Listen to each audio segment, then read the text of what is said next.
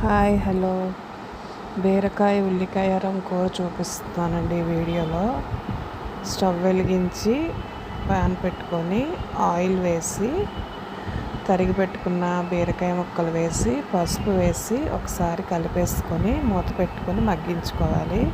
ఇప్పుడు మిక్సీ జార్లోకి వెల్లుల్లిపాయ రెబ్బలు, ఉల్లిపాయ ముక్కలు, టమాటా ముక్కలు, జీలకర్ర, ఉప్పు, ఇంకా పచ్చిమిర్చి వేసి మిక్సీ పట్టి ఉంచుకోవాలి.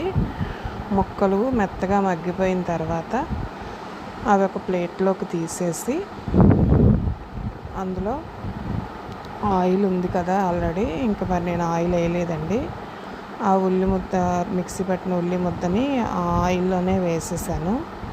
వేసి ఒకసారి పచ్చివాసన పోయేంత వరకు బాగా వేయించుకోవాలి. వేయించుకొని కొంచెం కారం వేసి బాగా కలుపుకోవాలి. కలుపుకున్న తర్వాత ఇప్పుడు కొంచెం ధనియాల పొడి కూడా వేసాను.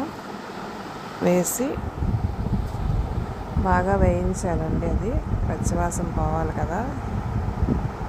వేయించిన తర్వాత ఉడకబెట్టిన కూరగాయ ముక్కలు వేసేసుకొని, బీరకాయ ముక్కలు వేసి ఒకసారి బాగా కలిపేసుకొని కొంచెం వాటర్, మిక్సీలో వేసిన వాటర్ అది అందులో వాటర్ తీసి వేసేసుకోవచ్చు. మిక్సీలో వేసుకొని ఆ వాటర్ వేసేసి బాగా కలుపుకోవాలి.